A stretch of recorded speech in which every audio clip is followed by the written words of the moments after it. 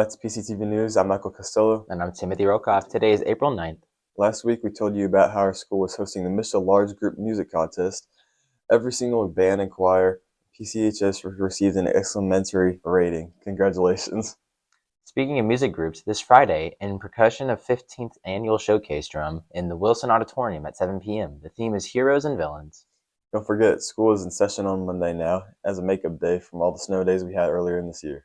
And next week's Wednesday is the spring athletic signing for seniors committed to continuing their activities in college. Will be at 6 p.m. in the Fieldhouse. Senior CPR certification is back on this week after cancellations last Thursday. Be sure to keep an eye on your email to schedule day and time. March Madness has officially come to an end. Zach McCall has an update on the national championship for us. Thanks, guys. The men's national championship was Monday, April 7th. The Florida Gators defeated the Houston Cougars by a score of 65-63. Houston held the lead for majority of the game until the final minutes.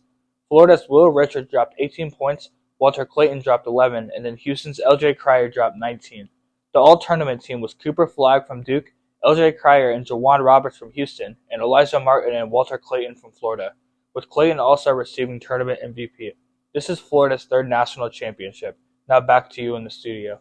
Thanks for that, Zach. Journalism 1 wanted to work on a brief broadcast unit. Senior Isaiah Seymour did some reporting on the Winter Guard that we wanted to share.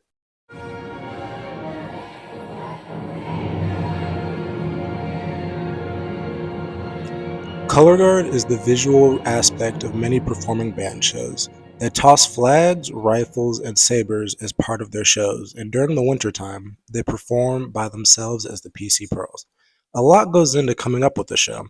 You need the team, you need the music, you need costumes, and most importantly, you need concepts of the show itself. Since I found that Winter Guard was a thing and I did it myself, I wanted to do a storm show. And then this year I felt like I had the confidence and experience to be able to make that happen. So once I decide on a vibe, then I find a song that fits that vibe, which was a little bit harder this year because storm is a little bit wide of a concept, but we found one. Our show this year is called The Storm. It's to some classical music piece by Strauss, but there's like 80 different songs in his one little thing, and my coach picked it. It just kind of sounds like a storm kind of blowing over an ocean, and she thought it was cool. Everything is like lightning themed. So. Once Coach has come up with a theme for the show, the next step is costume design. She sends multiple designs to a company that makes the uniforms, flag designs, and even the tarp that they perform on. She usually gets this done around Thanksgiving so that everything is ready when the season starts. Unfortunately, this year, an already short competition season spanning from late January to early March was cut even shorter. Because this year, because of the weather, we only had 3 competitions, so adding the showcase in gives us more time to, use the show.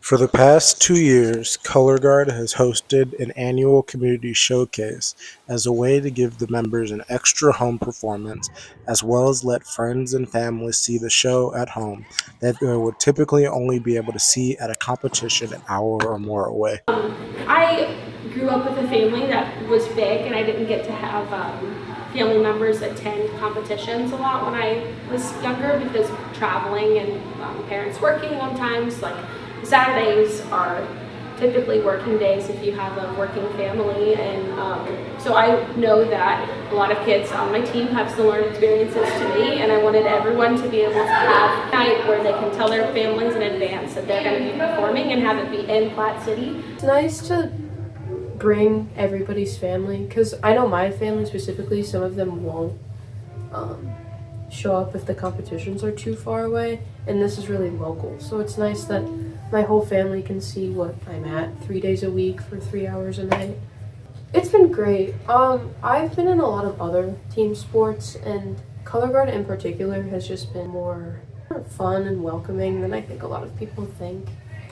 So I don't know, it feels very much like a family. Like all the people that I know on that team, I feel like I've known forever.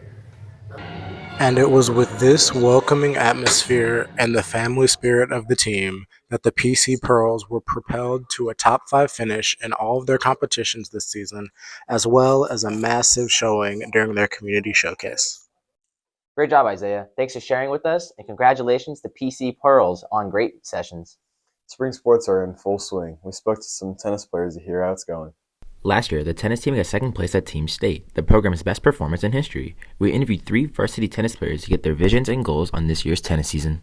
Last year, we had a significant portion of our varsity leave, including our old number 1, Gavin, who was for 4 years.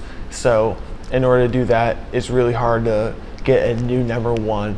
And then with that also, we did lose a lot of just high JV and low varsity, so now you got to fill all those spots. My goal is to place at the individual state and then to go back for the team state and then to get like in the top 2 again. I think this year we'll have a good season, especially considering the district changes, no more Grain Valley.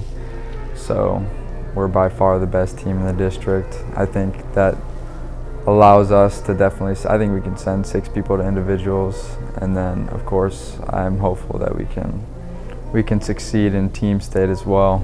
Just keeping just like a positive mindset, because I wouldn't say like all of us, but most of us do get down. Like 4 of us probably get down, and I am one of them. So just working on like just staying positive. Thanks to the tennis team for their time. We wish you the best of luck for the season. Next week, the theater department is putting on The Wizard of Oz on Friday and Saturday.